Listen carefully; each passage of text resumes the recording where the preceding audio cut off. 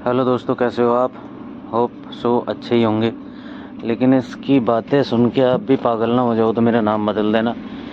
इसको कोई ये समझाए कि भाई आरएसएस का बैकग्राउंड क्या है, ये कुछ भी बोलता है। इसको इतनी अकल ही नहीं है, पता नहीं कहाँ से ढूंढ के लाता है ये बातें।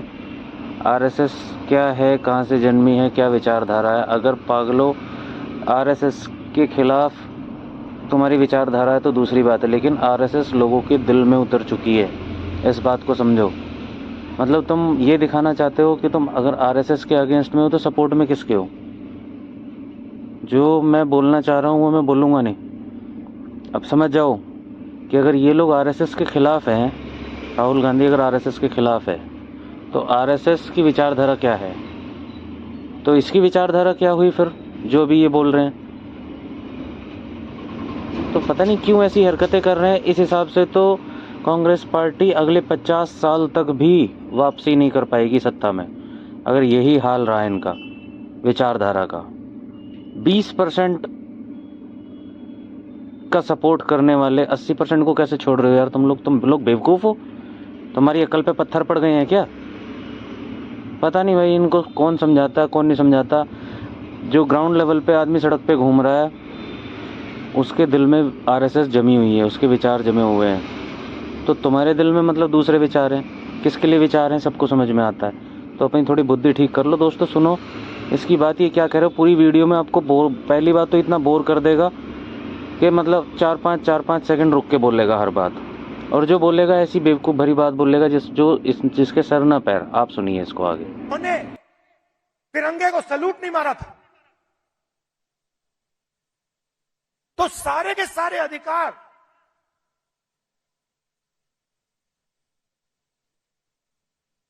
कॉन्स्टिट्यूशन से मिलते हैं।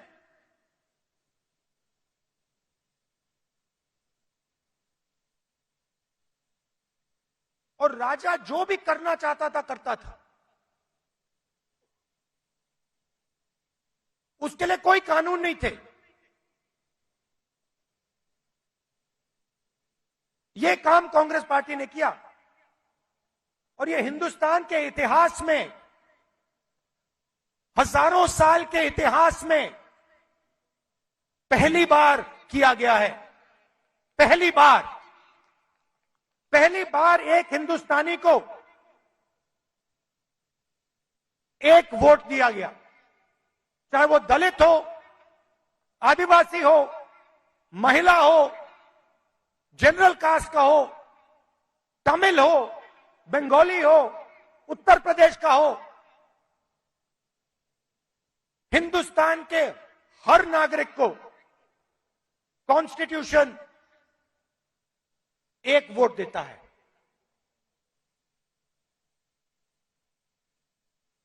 यह कांग्रेस पार्टी ने किया। गांधी जी जेल गए,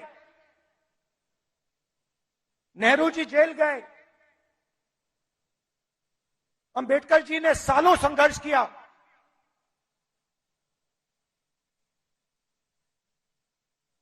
यह कांग्रेस पार्टी ने, अंबेडकर जी ने, सबने मिलकर दिया है। हमारी विचारधारा कहती है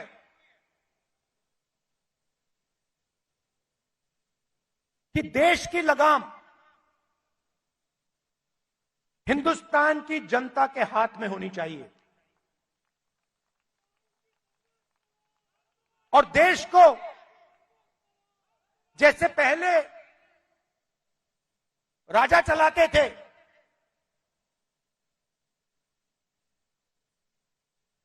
वैसे नहीं चलाया जाना चाहिए।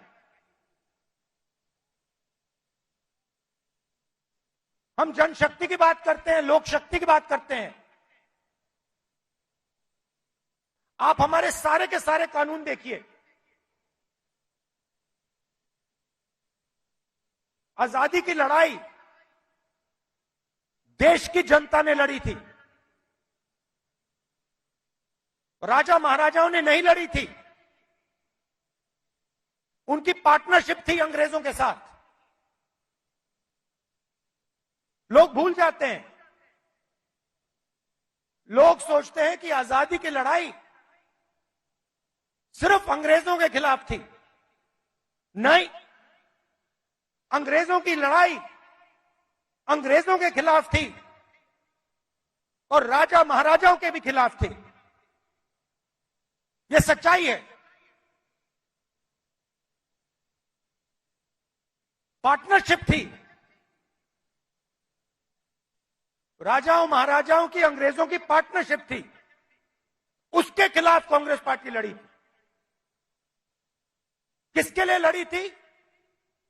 गरीब जनता के लिए लड़ी थी।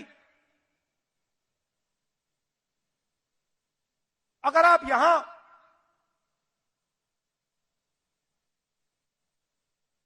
साठ 70 उससे पहले,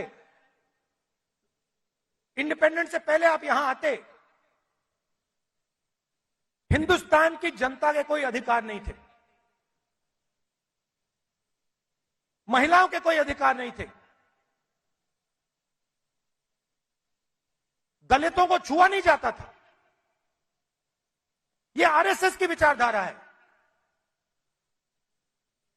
यह हमने बदला है और एक बार फिर यह हिंदुस्तान को वापस ले जाना चाह रहे हैं। जो आजादी से पहले था वहां हिंदुस्तान को वापस लौटा रहे हैं। कॉन्स्टिट्यूशन से, आपके वोट से अलग अलग संस्थाएं बनती हैं। ये आपकी संस्थाएं हैं। चाहे सुप्रीम कोर्ट हो, इलेक्शन कमीशन हो,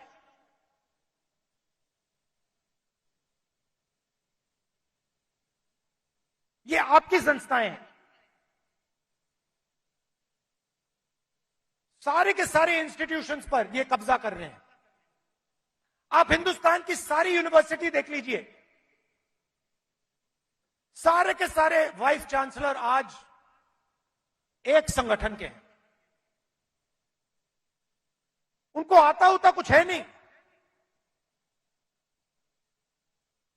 कुछ नहीं आता उनको। हिंदुस्तान के वाइस चांसलर आज मेरिट पे नहीं बनते हैं। हिंदुस्तान के वाइस चांसलर आज अगर एक संगठन में हैं तब बन सकते हैं। तो सारे के सारे जो इंस्टीट्यूशंस हैं जिससे आपकी आवाज की रक्षा होती है,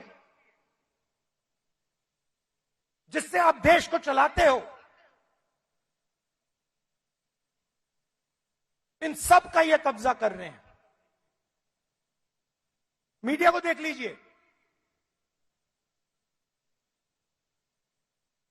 कहा जाता था कि मीडिया लोकतंत्र के रखवाले हैं। मैं आपसे पूछता हूं, क्या आपको लगता है कि आज हिंदुस्तान का मीडिया लोकतंत्र की रक्षा कर रहा है? सुन लीजिए,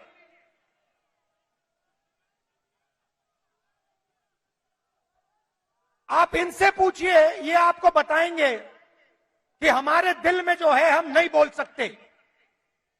इनके दिल में क्या है? इनके दिल में वो है जो हिंदुस्तान की जनता के दिल में है, वो नहीं बोल सकते।